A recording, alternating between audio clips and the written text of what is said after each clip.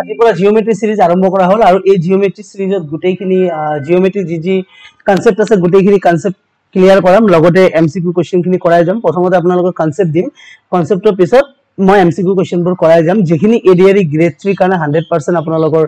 benefits হ'ব যাতে এটা কোৱেশ্চনো মিছ না যায় ঠিক তেনেকুৱাকৈ গ্ৰেড 4 ৰ যদি কিবা কোৱেশ্চনস আহে গুটেইখিনি কৰাৰ চেষ্টা কৰিম আসাম পুলিশ ডিএমই সকলো কাৰণে লাভ হ'ব বেসিক টু হাই লেভেল লৈকে बेसिक टू हाई लेवल बा बेसिक टू एडवांस लेवल लके जियोमेट्री सीरीज टू कंप्लीट करा होगा ठीक আছে তো ফার্স্ট আমি চাইলাম যে এই সিরিজ টু মই কি টপিক কভার করি ঠিক আছে এখানে চাইলো তো লগতে আৰু এটা কথা মেনশন কৰি দিও জিওমেট্ৰি আৰু মেনসুৰেশন বেলেগ হয় ঠিক আছে প্ৰথমতে জিওমেট্ৰি হিকাম মেনসুৰেশনৰ সিৰিজ টু পিছত আৰম্ভ কৰিম ঠিক আছে মেনসুৰেশনৰ ভিতৰত এৰিয়া ভলিউম এইবোৰ সব আহি যাব ঠিক আছে তো এইবিলাক পিছত কোৱা হ'ব ফাৰ্স্ট জিওমেট্ৰি টু আমি স্টাৰ্ট কৰো তো জিওমেট্ৰি টপিক কভাৰ কৰা হ'ব বেসিক কনসেপ্ট হিস্ট্ৰি অফ জিওমেট্ৰি দিম কেতিয়াবা গ্ৰেড 4 যদি আপোনাৰ এমসিকিউ কোৱেশ্চনস আহি যায় হিস্ট্ৰি অফ জিওমেট্ৰি ওপৰত সেই কাৰণে এই টপিকটো ইম্পৰ্টেন্ট হয় পয়েন্ট কনসেপ্ট হিকাম লাইন কনসেপ্ট হিকাম এঙ্গেলছৰ বিষয় হিকাম গোটেই এঙ্গেল মানে কোন জানে আপোনালোকে পয়েন্ট বিন্দু লাইন ৰেখা ঠিক আছে পাইথাগোৰান থিওৰম এইবোৰ হিকাম তাৰ পিছত আপোনাৰ কনগ্ৰুয়েন্স হিকাম নেক্সট হৈছে সিমিলাৰিটি হিকাম 2D কনসেপ্ট হিকাম নেক্সট হৈ গল ট্ৰায়াঙ্গেল হিকাম ঠিক আছে কোৱাড্ৰিলেটাৰেল হিকাম ট্ৰায়াঙ্গেল মানে ত্ৰিভুজ চতুৰ্ভুজ বহুভুজ পলিগন ঠিক আছে বহুভুজৰ ভিতৰত ষষ্ঠভুজ পঞ্চভুজ গুটেইখিনি হিকাম 3D কনসেপ্ট গুটেইখিনি হিকাম আৰু সাৰ্কেল বৃত্ত গুটেইখিনি হিকাম ঠিক আছে এইখিনি কৰিলে আপোনাৰ জিওমেট্ৰি পোৰশনখিনি কমপ্লিট হ'ব তো ঠিক আছে তো অ্যাকৰ্ডিং টু টপিক ফাৰ্স্ট আছে আমাৰ basic concept and history of geometry তো আজি ফাৰ্স্ট কনসেপ্ট টু সাম যে বেসিক কনসেপ্ট আৰু হিস্ট্ৰি অফ জিওমেট্ৰি কি আছে তো সব বেসিক কনসেপ্ট অফ জিওমেট্ৰি ভিতৰত ক'ব গলে a man who works in the field geometry is called geometer তার মানে জিওমেট্রির উপরত কাম করা বা জিওমেট্রি ফিল্ডৰ উপৰত কাম কৰা যে কোনো ব্যক্তি কি বুলি কোৱা হয় জিওমিটাৰ বুলি কোৱা হয় ঠিক আছে যেনেকৈ মেডিকেল যদি আপুনি ডিগ্ৰী লয় তেনে হলে তাক আপোনাৰ এমবিবিএস ডিগ্ৰী লয় ডক্টৰ বুলি কোৱা হয় এজন ফিলোসফাৰক ফিলোসফিৰ উপৰত আপোনাৰ ডিগ্ৰী লোৱাজনক আপোনাৰ ফিলোসফাৰ বুলি কোৱা হয় ঠিক তেনেকুৱাকৈ জিওমেট্ৰিৰ ওপৰত কাম কৰা ব্যক্তিজনক জিওমিটাৰ বুলি কোৱা হয় ঠিক আছে তো এটা এটা শৰ্ট কোশ্চেন আহিব পাৰে এতিয়া কথা হৈছে জিওমেট্ৰি কনসেপ্টটো কোৰ পৰা আহিল জিওমেট্ৰি ওয়াৰ্ডটো কোনো ধৰণৰ ইংলিশ ওয়াৰ্ড নহয় জিওমেট্ৰি ওয়াৰ্ডটো হৈছে এটা গ্ৰীক ওয়াৰ্ড মনত ৰাখিব জিওমেট্ৰি ওয়াৰ্ডটো এটা কি ওয়াৰ্ড হয় গ্ৰীক শব্দ মানে জিওমেট্ৰি শব্দটো কোন ভাষাৰ পৰা লোৱা হৈছে গ্ৰীক ভাষাৰ পৰা লোৱা হৈছে ঠিক আছে আৰু এই গ্ৰীক ভাষাত জিও মানে হৈছে ইংলিশত আৰ্থ বুলি কয় আৰ্থ মানে পৃথিবী ঠিক আছে আৰু মেট্ৰি মানে হৈছে মেজাৰমেন্ট মানে অসমীয়াত কি বুলি কয় যুগমাক মেজাৰমেন্ট ঠিক আছে তো বুজি পালে কি কলো জিওমেট্ৰি এটা গ্ৰীক ওয়াৰ্ড হয় আৰু ইয়াৰে জিও মানে হৈছে আৰ্থ মানে পৃথিবী আৰু মেট্ৰি মানে হৈছে মেজাৰমেন্ট মানে যুগমাক পৃথিবীৰ যুগমাক লোৱাকে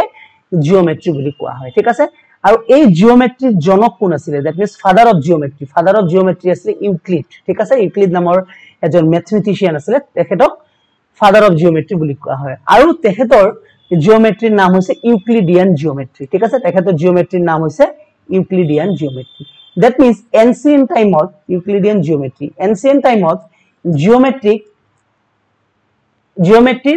মানে বহুলভাৱে প্ৰচাৰ হোৱা নাছিল বা জিওমেট্ৰি যিবোৰ ফাংশনস আছে জিওমেট্ৰি যিবোৰ ফিগাৰ আছে সেইবোৰ কিন্তু জিওমেট্ৰি ম্যাথমেটিশিয়ানে বিচাৰি পোৱা নাছিল তেওঁলোকে কি কৰিছিল যিবোৰ মনুমেন্টস আছিল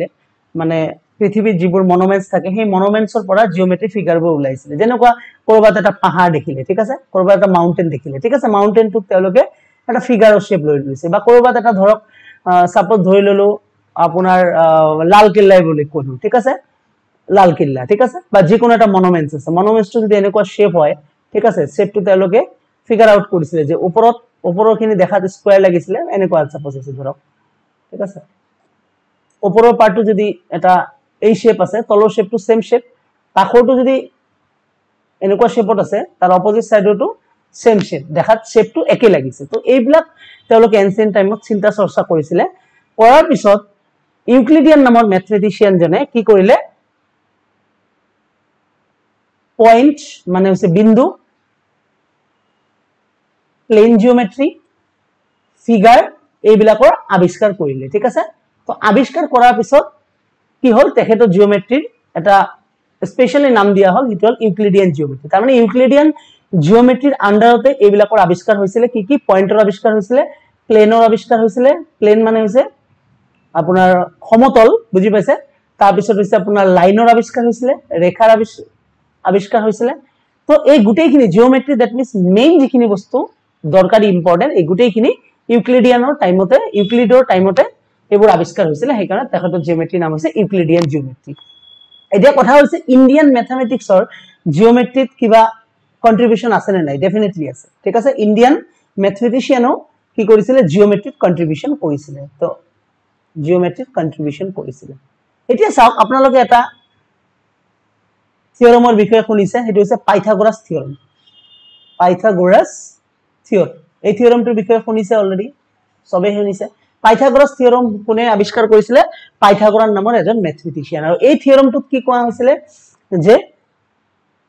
সমকোণী ত্ৰিভুজ এটা সমকোণী ত্ৰিভুজ মানে যিকোনো ত্ৰিভুজ এটাৰ যদি এটা কোণ 90 ডিগ্ৰী হয় এটো হৈছে সমকোণী ত্ৰিভুজ তো সমকোণী ত্ৰিভুজ এটাৰ ঠিক আছে এই লম্ব ৰেখাডালক পাৰপেন্ডিকুলাৰ কয় আৰু তলৰ ৰেখাডালক ভূমি মানে বেস কয় আৰু এই বেকা লাইনটো যে দেখিছে এই বেকা লাইনটোক হাইপোটেনিয়াস বুলি কয় তো সমকোণী ত্ৰিভুজ এটা that means right angle triangle হ'ব লাগিব এনি ৰাইট এঙ্গেল ট্ৰায়াঙ্গেলতে পাইথাগোৰাস থিওৰেমটো এপ্লিকেবল হ'ব তো পাইথাগোৰাস থিওৰেমে কৈছিলে যে hypotenuse square equal to perpendicular square plus base square তার মানে কর্ণ স্কয়ার সমান সমান লম্ব স্কয়ার প্লাস ভূমি স্কয়ার এটো হৈছে পাইথাগোরাস থিওৰেম এই পাইথাগোৰাস থিওৰেমটো দিছিলে পাইথাগোৰাস নামৰ ম্যাথমেটিশিয়ান আৰু তাৰপৰা আৱিষ্কাৰ হৈছিলে পাইথাগোৰাস ট্ৰিপলেট বুলি আৰু মোস্ট ইম্পৰ্টেন্ট কোৱেশ্চন হয় এডিআৰ পাইথাগোৰাস ট্ৰিপলেটৰ ওপৰত কোৱেশ্চন থাকে এক্সামত ঠিক আছে তো এই পাইথাগোৰাস থিওৰেম আৱিষ্কাৰ হোৱাৰ আগতে ইন্ডিয়ান ম্যাথমেটিশিয়ান এজন আছিলে ইন্ডিয়ান ম্যাথমেটিশিয়ান জনৰ নাম হৈছে শতপ্ৰভা ব্ৰাহ্মণা তেও কি কৰিছিলে এই পাইথাগোৰাস থিওৰেমটো ঠিক আছে পাইথাগোৰাস থিওৰেমটো থিওৰিটিক্যালি আৱিষ্কাৰ কৰিছিলে দ্যাট মিন্স ম্যাথমেটিক্যালি আৱিষ্কাৰ কৰিব পৰা নাছিলে ম্যাথমেটিক্যালি আৱিষ্কাৰ কৰিছিলে পাইথাগোৰাসে ঠিক আছে কিন্তু ইয়াৰ থিওৰিটিক্যালি বুজাই দি গৈছিলে কোনে আমাৰ ইন্ডিয়ান ম্যাথমেটিশিয়ান তাৰ নাম হৈছে শতপ্ৰভা ব্ৰাহ্মণা মই লিখি দিও স্পেলিংটো শতপ্ৰভা এস এ বা এস এইচ এ ক'ব পাৰে শতপাঠা ব্ৰাহ্মণা শতপাঠা ব্ৰাহ্মণা ঠিক আছে আৰু এই শতপথা ব্ৰাহ্মণে যি পাইথাগোৰাস থিওৰেমৰ ওপৰত যি থিওৰিটিক্যাল আৱিষ্কাৰ কৰিছিলে আৰু সেই মানে সেই পাইথাগোৰাস থিওৰেমটোক এনসিয়েন্ট টাইমত কোৱা হৈছিলে সালবা সূত্ৰ বুলি সালবা সূত্ৰ ঠিক আছে এই সালবা সূত্ৰৰে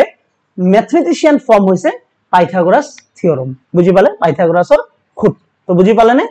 দ্যাট মিন্স পাইথাগোৰাস সূত্ৰটো পিছত আৱিষ্কাৰ কৰা হল ইয়াৰে আগত আমাৰ ভাৰতীয় ম্যাথমেটিশিয়ানে নাম হৈছে শতপাঠা ব্ৰাহ্মণা তেখেতে সালবা সূত্ৰৰ আৱিষ্কাৰ কৰি থৈ গৈছিল আৰু এই সালবা সূত্ৰত একে কথা কোৱা হৈছিল যে কৰ্ণ স্কয়াৰ ইকুৱেল টু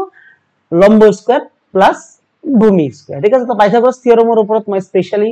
এটা টপিক আছে আমাৰ এটো সিলেবাসৰ ভিতৰত যিখিনি টপিক কভাৰ কৰা হ'ব পাইথাগোৰাস থিওৰেম বুলি এটো টপিকত মই আৰু ভালদৰে তেতিয়া বুজাম এতিয়া জাস্ট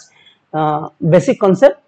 আৰু হিষ্ট্ৰী অফ জিওমেট্ৰিৰ বিষয়ে মই অলপ কলো ঠিক আছে তো আজিৰ ক্লাসটো এইখিনি থাকিব নেক্সট পয়েন্ট কনসেপ্ট আৰু লাইন কনসেপ্ট ঠিকাম নেক্সট ক্লাসটোত পয়েন্ট কনসেপ্ট আৰু লাইন কনসেপ্ট এই দুটাৰ ওপৰত আলোচনা কৰা হ'ব ঠিক আছে তো জিওমেট্ৰি সিৰিজটো ভালদৰে চাব টপিকবোৰ কমপ্লিট হোৱাৰ পিছত এই গুটেকিটা টপিকৰ ওপৰত এমসিকিউ কোৱেশ্চন চলাম ঠিক আছে এমসিকিউ কোৱেশ্চন হে কৰাৰ পিছত তাৰ পিছত আপোনালোকৰ ৰিভিজন হলে মক টেষ্ট এটা কন্ডাক্ট কৰা হ'ব এই জিওমেট্ৰি সিৰিজটো ঠিক আছে থ্যাংক ইউ সো মাচ